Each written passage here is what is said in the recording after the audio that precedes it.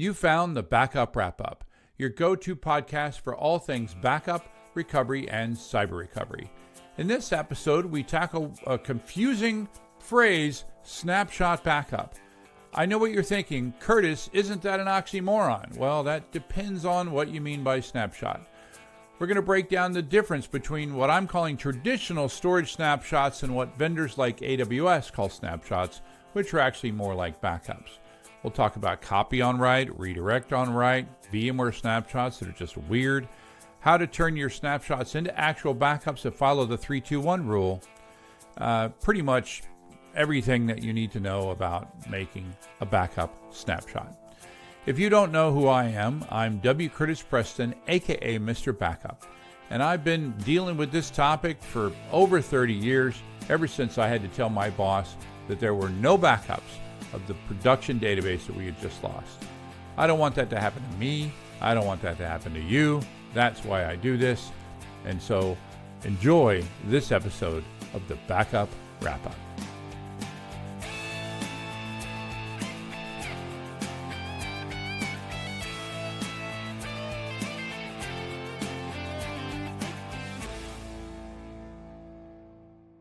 Welcome to the show. Hi, I'm W. Curtis Preston, aka Mr. Backup, and I have with me my QoS advisor, Prasanna Maliandi. How's it going, Prasanna? I'm good, Curtis, and I'm glad that we don't have a random 5-second lag every time we talk. So that's good. Yeah, so we figured out we started to try to record this, and there was this massive lag.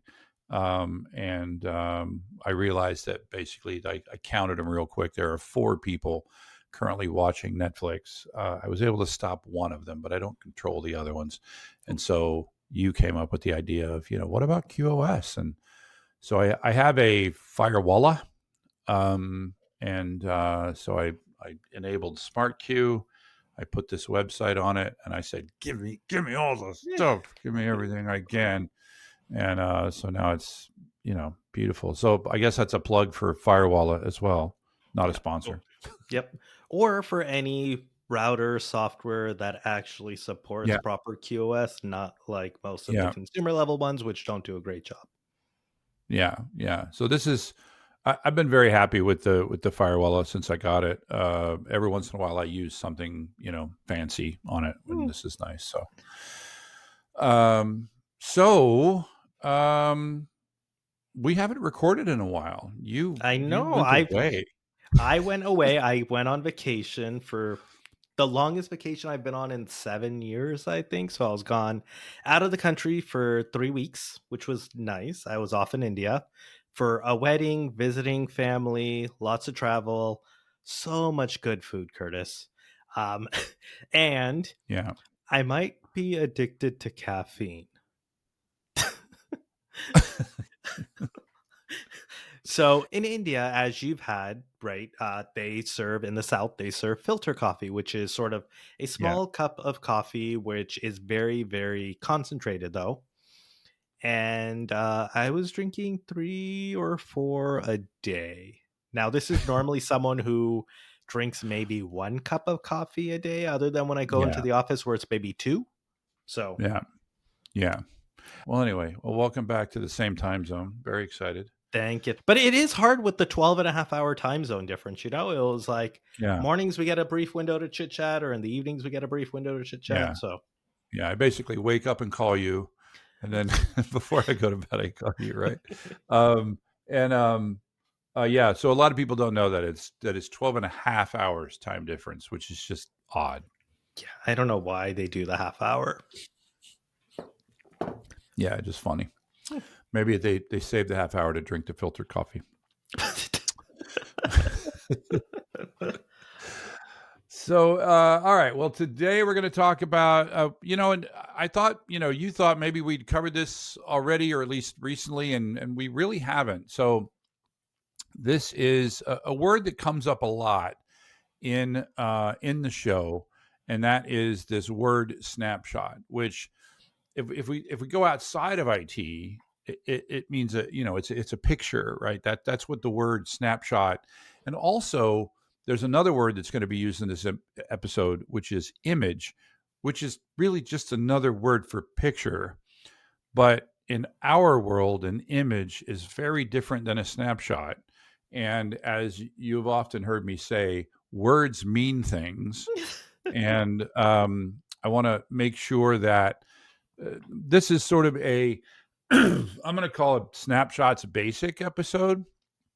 So if you're just wondering what are snapshots, what are the different types of snapshots, both what I'm going to call the traditional snapshot, which is the ones that you and I grew up on, if you will, and then something that is relatively new, again comparatively speaking new, that is also being called snapshots, which is actually something completely different.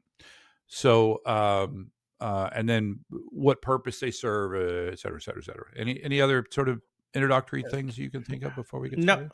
no, I also did like your analogy of a snapshot is like a picture that you would take, right, Yeah, outside of like tech, right? And yeah, one thing to add is that's important is it captures a moment in time, yes. right? A picture is, One moment in time. Sorry. and Go ahead. so we're not referring to a video or whatever Apple calls their 8 second or 6 second Yeah, pictures that they yeah, send over, right? That's not what we're referring to. It's a single moment yeah, in time.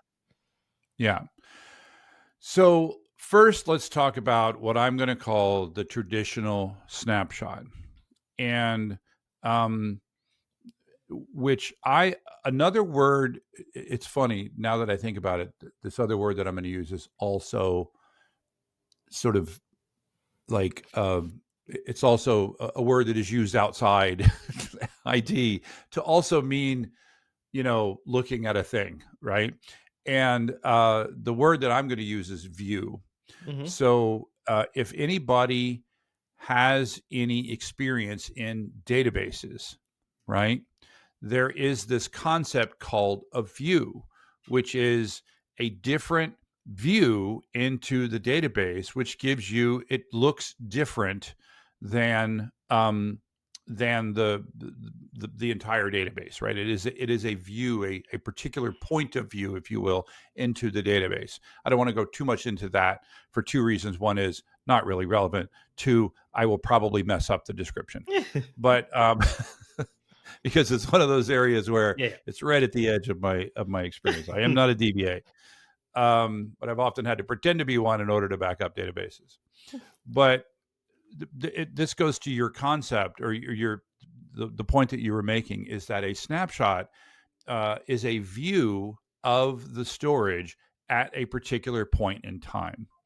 So it is a view of your typically file system, but also it could just be a volume, right? A Hmm. virtual volume at a particular point in time. And when you look at that snapshot, the actual blocks that you're looking at or you're copying or you're accessing, what you're looking at is going to like where the blocks come from is going to be based on how the snapshot is actually being delivered. Sometimes you're going to be looking at the blocks from the original storage device. Sometimes you're going to be looking at blocks from some sort of cache snapshot area, right? Hmm. And so this view that you're looking at is this sort of virtual view of a particular point in time, and it just keeps track of everything. And it says, okay, at this point in time, they go to This is ask what it for looked this like. block.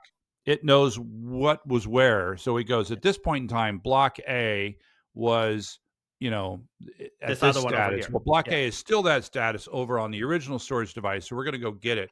Or if you ask for block B, you go, block B was this status, and we can see that that status has changed. And so we're going to get that block from the snapshot area. Yeah. Um, And yeah, go ahead. every vendor does a different implementation. Yeah. I think most of them, as of what I know right now, is they're all kind of all the blocks are shared. And like you said, as things change, new copies are created that contain the updated version. But there's all this metadata and mapping. All this stuff is what the storage vendors that's really like what they focus on, right? Is how do they make it fast? How do they make sure that you have that plausible point in time view to look at? Yeah, and we're going to talk about like a couple of different ways that this actually happens. But when you think about the way I described how that works, the important thing to understand is I said that if you grab blocks, one part of the one set of blocks, where you're going to get those blocks from is from the original thing, right? The Yeah. the device, the volume, etc. And the other way is you're going to get blocks from the snapshot area. But the thing that you should infer from that is that in order for the snapshot to function, you need the original device to continue to be fully Hmm. functional and et cetera, et cetera, et cetera. Yeah. Yeah. What Um, one other thing to yeah. also that's important for snapshots, Curtis, to mention Mhm. is that snapshots are read only, right? Which is a critical, fundamental uh the property of a snapshot, right? Just like a picture, Yeah. right? Once you take a picture, you're not modifying that picture, right? Right. Yeah. Good point. Good point. And because otherwise it wouldn't be a snapshot of that point in time. Now you can take a snapshot and you can make it read write, but at that point it's really no longer a snapshot, right? It Well, is a completely different sort of function. yeah. And typically for those ones, you do have that snapshot, and then normally when you make it read write, you're creating a new entity. So the snapshot still exists, but Yeah. then all the rights go to that Correct. new entity. Correct. Correct. So there are two different ways that snapshots, again, traditional snapshots, are typically done. And there's what I'm going to call sort of the traditional, okay? And that is this concept, and this is pre NetApp, basically, all right? Before NetApp started doing snapshots, because NetApp really kind of reinvented snapshots and how they work, right? Before NetApp, you had what was called the copy on write snapshot. And where it gets, or COW, COW, copy on write snapshot. And where it gets that name is that you have a block, right? When you make the snapshot at the very beginning of making the snapshot, all blocks are in the original device, right? Because nothing Hmm. has changed.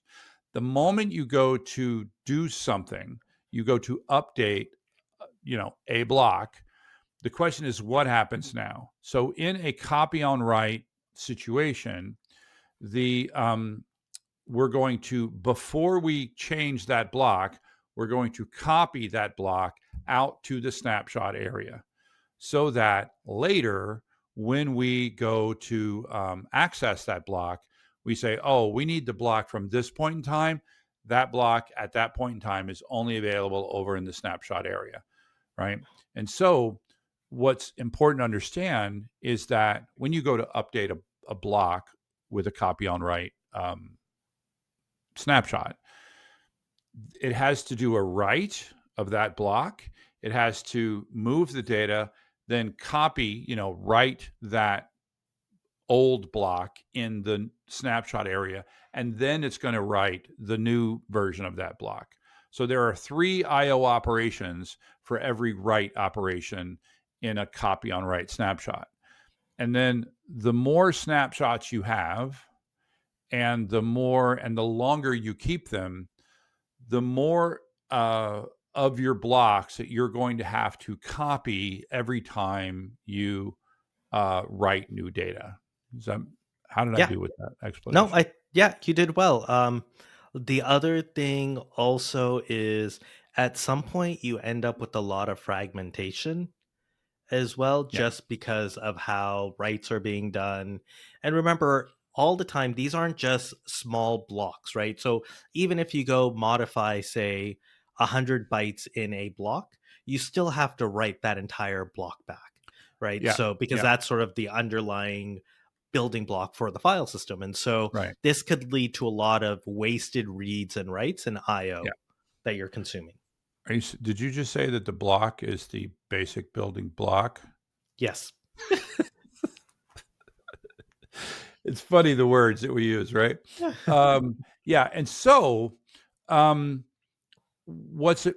I think one of the most important things to understand about a copy on write snapshot setup is that over time, if you have a lot of snapshots and you keep those snapshots for a significant amount of time, the performance of your primary array, because it's having to do all of this copying, on write, the performance of that, both the read performance and especially the write performance, can be significantly degraded over time. And I'm just thinking, I don't know any systems, to my knowledge, Mm-hmm. that still use copy on write.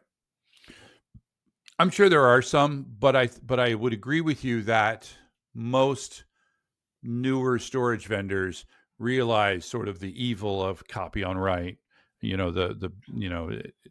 it's sort of like the famous Maya Angelou quote, right? Like, we did what we did when we knew what we knew, but now we know different and we do different, right? That's a massive, I'm sure, misquote but I think I got the concept there. And I remember being at a very large oil and gas company, and we were, helping them do it was a RFP, right, for just a massive storage change, right, and they knew how many snapshots they wanted to create, and they knew how long they wanted to create them. They were already a NetApp customer. The problem with being a NetApp customer was they knew every bad thing about NetApp, right? They could see right through the stuff that they said that was BS, right? Every vendor has got some amount of BS, but they were a customer, so they knew everything that NetApp, they knew every blemish about NetApp. But they were bringing in other vendors to see if perhaps they could get what they get from NetApp while changing the vendor. And one of the things that they wanted 90 days of user browsable snapshots. And they had all this data to show how much money that was saving them because of the number of user generated restores that were happening, right? Mm-hmm. Because one of the great things about having snapshots is that if you give them access, your users can just go to the right area and they can see their directory from a different point in time, right? Yep. And so they had all this data that showed that they had all these user generated restores, and so they said, we want 90 days of user browsable snapshots. I won't name the vendor, but let's just say it's a fundamental law of physics. That vendor said, if you do that, you're because they were doing copy on write snapshots at the time. Yeah. And they basically said, you're going to have a significant performance degradation. And they asked them, like, how bad? And they just sort of, spitballed the number, and they said it was 50%, like a 50% performance degradation. But they're like, we actually don't know because no one does that. Yep. No one does that with our storage, right? So it's a really big deal, right? So that is copy on write, which is the old school way of doing snapshots. And if you're currently having any problems with your snapshots, maybe you investigate and see if they're copy on write. That's going to be your core problem, right? And it's going to fall under the category of, doctor, it hurts when I do this. Well, don't do that. You need to do fewer snapshots or whatever. So I just realized there is one vendor that still does copy on write. And do you know what that is? Who? Microsoft with VSS snapshots. VSS, the volume shadow services. Yeah. Yep. Yeah. I was just thinking about that. I'm like, there has to be someone. And I was like, oh, yep. Yeah. Painful. And by the way, that brings up a really good thing that maybe we should have covered earlier on. And why do you make snapshots, right? Yeah. There's two reasons, and VSS is the second reason. The first reason is that it acts as sort of kind of like a backup in that it gives you this view, this place that you can go get the file the way it looked 3 weeks ago, 3 months ago, 6 months ago, whatever, however long you keep your snapshot. Go ahead. Can we call it little b backup? because here's I know what you're saying. Yeah. Because it doesn't follow the traditional big B backup of 3-2-1 rule and everything else. Yeah. That's why I'm saying it's kind of like a backup. Right. Yeah. It's not really a backup until you copy that snapshot to some other location, right? Yeah. So, and it also needs to be managed and all that kind of stuff. And you need to know what's in it and all that kind of thing. Anyway, but to follow the 3-2-1 rule, you need to at least copy it to another location. And hopefully that location is offsite. And now we got 3 copies in 2 locations. Yeah. Okay. So actually, if all you're doing is snapshot and replication, you're actually not following 3-2-1 either, because it's not, you don't follow the 2. You don't have, because the 2 is meant to be 2 different risk profiles. And if you go from one filer to another filer and okay. The second reason that you make a snapshot, and VSS falls under this typically, and that is what you're doing is you're creating a stable point in time that is now read-only that you can then use to back up, right? Mm-hmm. You can point your backup. And most backup vendors that support Windows, they integrate with VSS. And what VSS do, you talk to VSS, and basically, quick summary. There's this concept of a VSS writer. You talk to the VSS and you say, "Hey, I'm here to do a backup. What kind of what kind of stuff do you have?" And they're like, "We have SQL Server." You're like, "Okay, do a snapshot for SQL Server," and then that gives you a stable point in time to back up this device that otherwise is moving around, right? So it gives you a read only copy that isn't changing while you're backing it up. And then if you're just there to do a backup, it actually immediately deletes the snapshot as soon as you're done with the backup, right? So that's the second reason that we use a snapshot, which is just to create a stable point in time from which we're going to run, I'll call it a big B backup, to use your your terminology. All right, so that's copy on write. Do you want to describe redirect on write? Yeah. So this is basically what NetApp does. Yeah. Although they would say no, because they say there's a slightly different, but that's okay. Yeah. So NetApp is probably most famous for this with its write anywhere file layout called Waffle, right? Which basically says when you're going to actually do your writes, you don't need to overwrite the existing block. Right. You're basically going to pick any other random block, and then you're just going to keep track of where it is. So all new writes go to all new blocks. So you don't have to ever worry about going and updating all the metadata and copying data out. And so you're efficient in your write code path, and managing snapshots becomes a lot easier. Yeah. And so where the term redirect on write is, instead of overriding the block in its current location, you're just going to redirect that write, put it in another location, and then your snapshot manager just needs to keep track of where the old location was. Yeah. So the big difference between a redirect on write, so there's a plus and minus here. The plus is much better performance. Right, which is why pretty much most vendors have gone with that as the newer.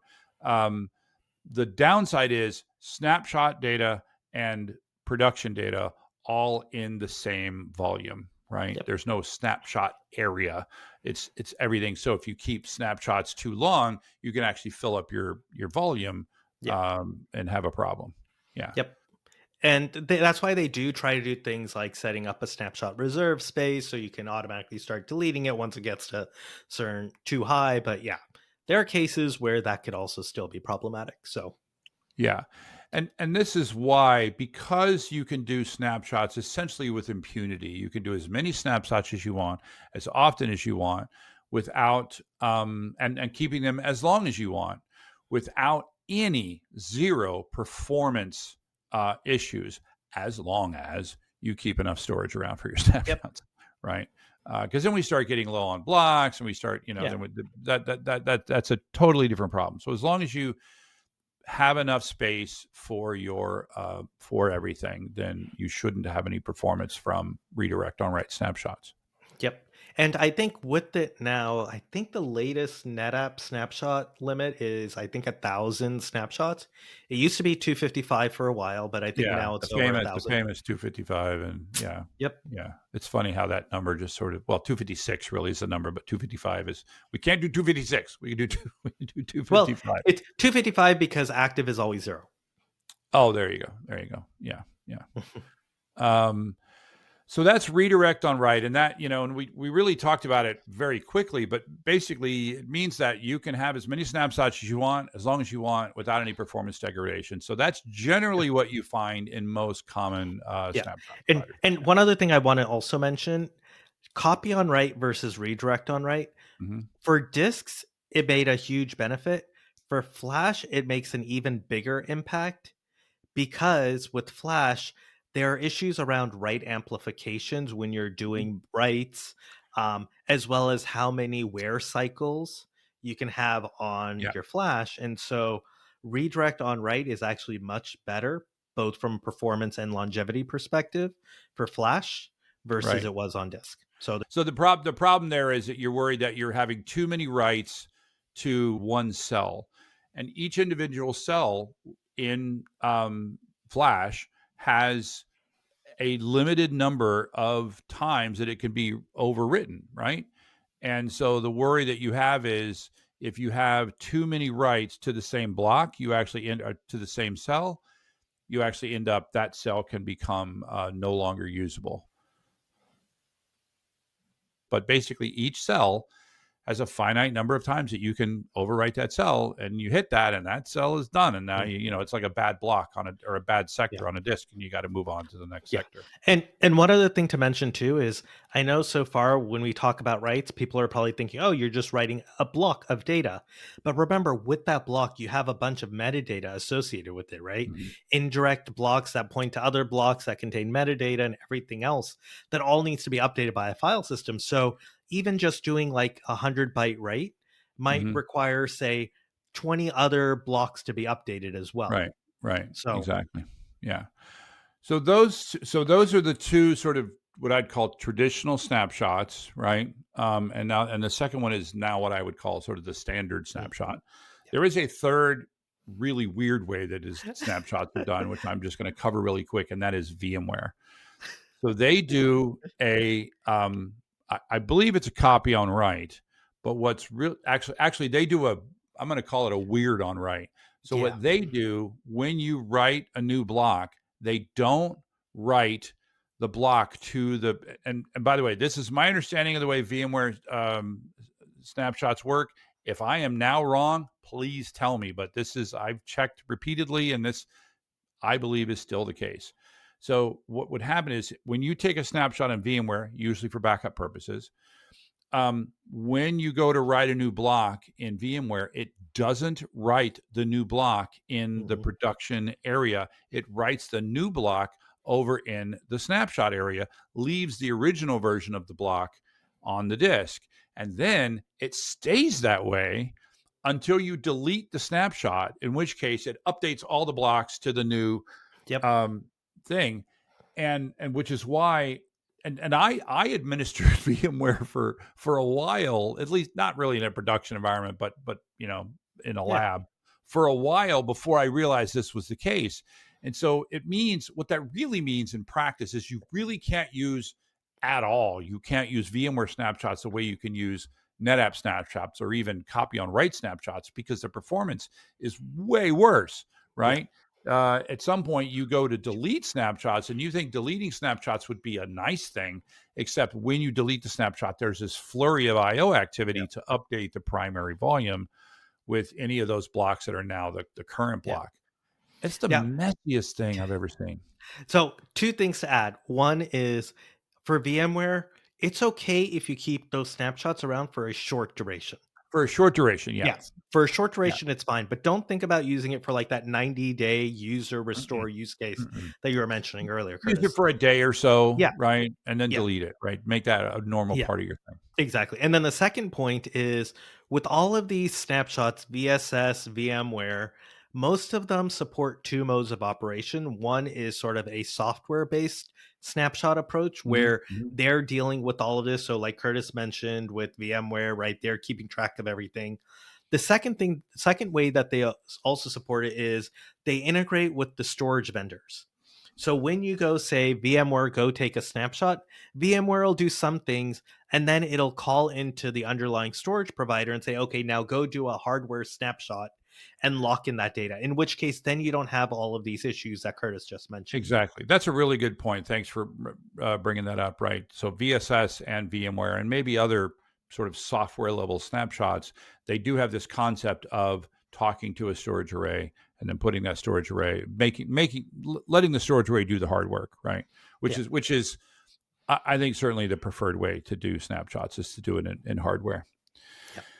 So the final way of snapshots, and this is the snapshots that most of you know because most of you are your heads in the clouds, right? And that is, and I blame Jeff Bezos because it was Amazon, I believe, that first started using the term snapshot to actually refer to something completely different.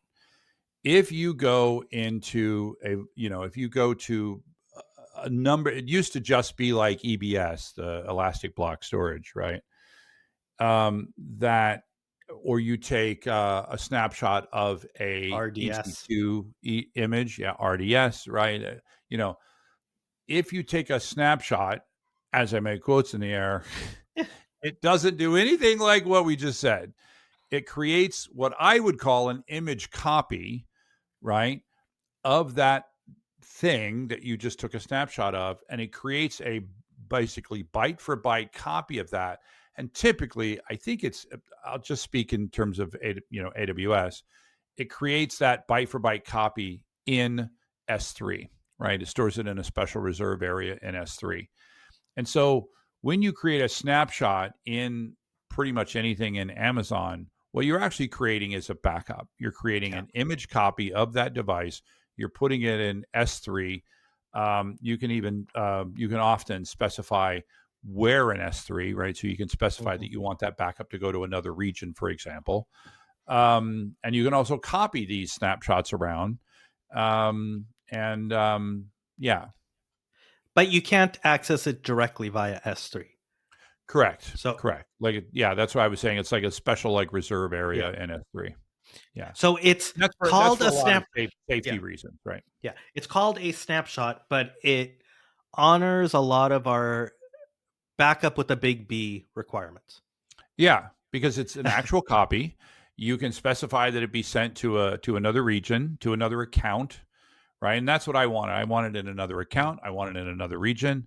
I don't want you to just do an EBS snapshot, for example, to the same availability zone. Yeah. That doesn't really follow the basic 3-2-1 rule, which is something we talk about a lot. Yeah. But I do think it's important to understand that a snapshot in AWS is so much closer to what I would call a backup. In fact, depending on how you do it, it definitely is a backup than what we typically talk about when we say snapshots, right? And it's interesting because there are vendors that have made a deal of, they're like, snapshots are not backup. And they've been saying that for so long that they continue to say that when what we're really talking about is AWS, when it really is it really is a So backup.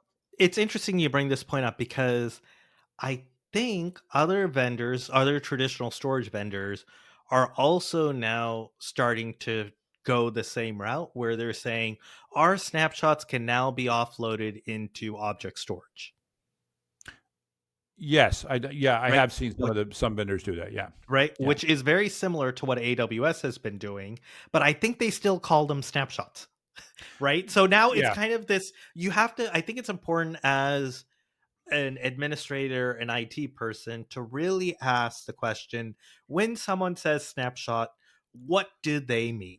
yeah. So Right? I'm gonna, and we use the phrase snapshot backup in this in the title of this episode, and this is a snapshot backup, right? So it's some would see snapshot backup as like an oxymoron, like military intelligence, that two words that can't go together. But if by snapshot you mean what they do in AWS and similar, other cloud vendors, then I'm fine with calling that a backup.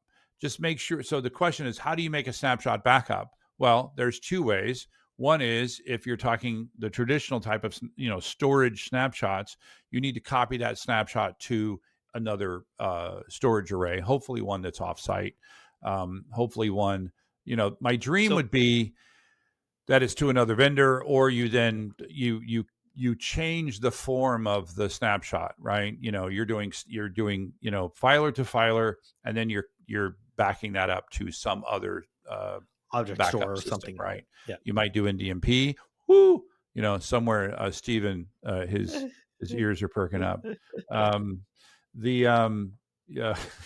Anyway, but if it's a cloud vendor, typically, and again, I can really only speak with authority in AWS, but from what I've seen, the other cloud vendors are very similar. When you take a snapshot in AWS, you're actually taking a backup. And when you're doing that, you can use AWS backup to sort of control all of this, which is AWS backup is really just a control plane for all the other stuff that's going on. And you can make sure that that you're following the 3-2-1 rule. So you have a different account, different availability zone, different region even. Yes, it makes it cost more, but it actually makes it a real backup. So, couple questions for you. Yeah. So you mentioned that sort of doing snapshots, replicating it from one filer to another filer Mm-hmm.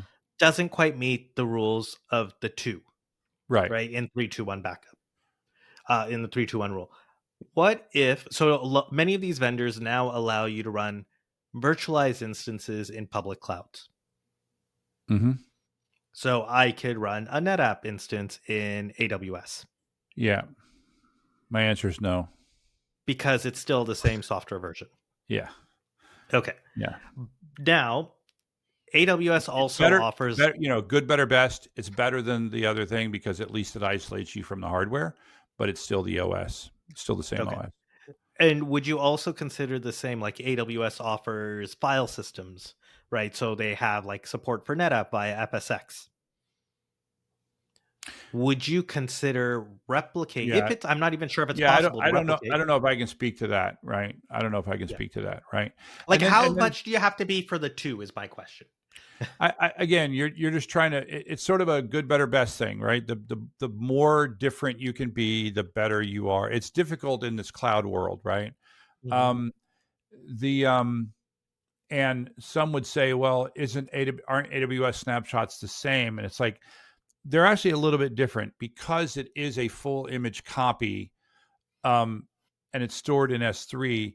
If something were to happen to your EBS volume because of a bug in EBS, you could still use that snapshot, which is stored in a completely different system, which wouldn't have the same bug, and store that in. You could restore that into EBS, assuming that your volume wasn't corrupted by some EBS bug.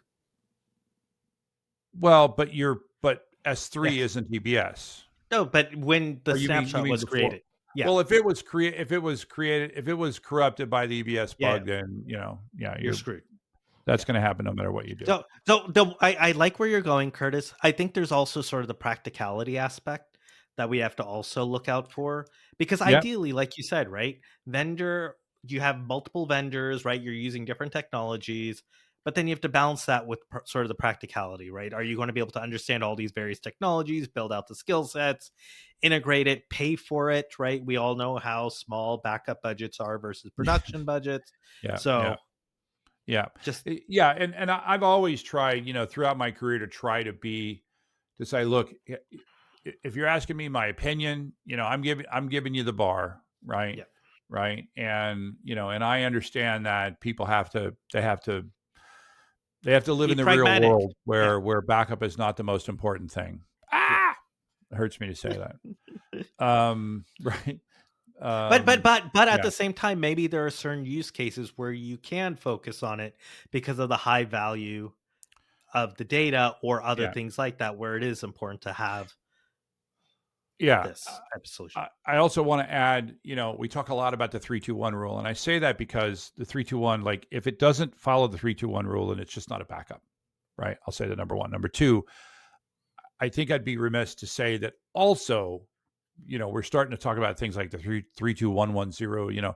You do want at least one of your backups, your copies, to be on immutable storage, right? Mm-hmm. To be on truly immutable storage, one that even you can't delete, even if you want to, right? Yeah. Because only then is that backup protected against a ransomware attack. Yep. Yeah, or a direct bad actor, what do we call it? Insider threat. Thank you. No, there's a rogue admin, right? A rogue admin, either a rogue admin, right? Because there have been rogue admin stories, but also someone who is able to gain access to your administrative account and then go and delete all your backups. You need only if even you can't delete it, even if you want to, is a backup truly immutable.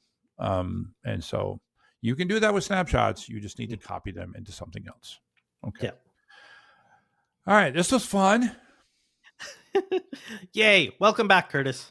Yeah. And our lag wasn't too bad on our thing. Hopefully our QoS did its job. And hopefully our recording works. And with that, that is a wrap. The Backup Wrap-Up is written, recorded, and produced by me, W. Curtis Preston. If you need backup or DR consulting, content generation, or expert witness work, check out backupcentral.com. You can also find links for my O'Reilly books on the same website.